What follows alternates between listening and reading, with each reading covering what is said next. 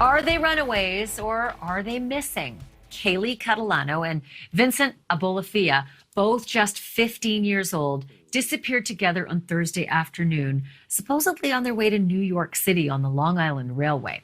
Joining me now is Gil Alba. He is a former top-ranked police detective with the NYPD, just so happens now to be a private investigator who helps families find missing people. So, Gil, you are perfect for this.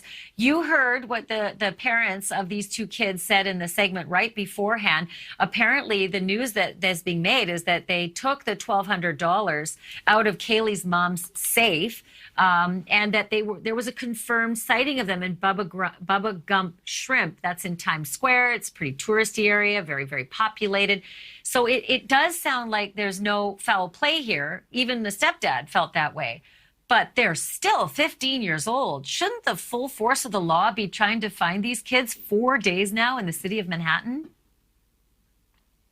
Well, there's a difference when somebody's missing and you know that something happened to them, or runaway. So there's a little less that the police would probably do with this, and maybe hesitate a little bit with helping. So families really get frustrated with this. And I see the mothers are out there and the families are out there. That's what they should be doing, is going out and doing this themselves and going out there, giving the flyers out and everything else. And before I say anything about the police, I would say to go to Penn Station and get the pictures of when they got off the train and see if they met anybody and follow them wherever the exit they went, maybe follow a couple of cameras where they went, and give those flyers out to all the police officers and that are out in the street and that you see.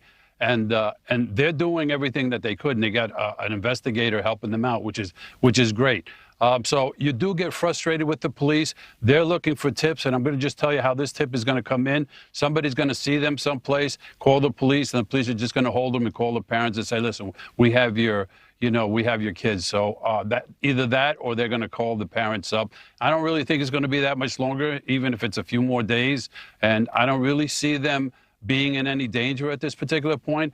Getting a hotel room or something at that age is kind of weird, for anybody to take them in. So I guess they're a little suspicious. But, you could just hang out in Grand Central or Penn Station. So giving those flyers out and just seeing if they come in, check both of those places where they can just sleep for the night, places like that. And I think the parents have to keep doing that, so they can't get frustrated. And so they got to do all they can. $1,200, right? Which, by the way, that's a lot of money, but it is not very much money in New York City, where a cab is going to run you $20 every time you get in and out, and a hotel is going to be at the very minimum $200 or $250 a night for a really sort of a divey place.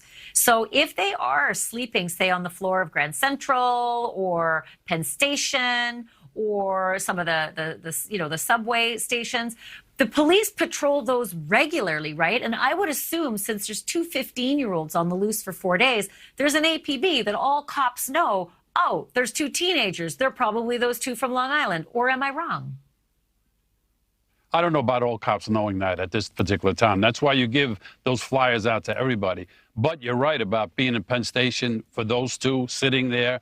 The police, that's why you give the flyers to the police, to make sure they're looking for them. So you want all the police to look for them. Now, it's not like it's an APB that every officer has their picture with them and everybody's looking for them. I doubt if that's happening. But it should be. Now that it's in the papers and it was in the Post, which is a good place to put that, more people would see that. The more publicity you get out of this, the better it is to get them back. And it's really up to the parents to keep fighting and not get, let's say, with the police, not get angry with the police and use them and ask them for help. But they still have to go in and do the work and keep searching, sending out those flyers, keep going down Times Square. I still think they're in the city someplace.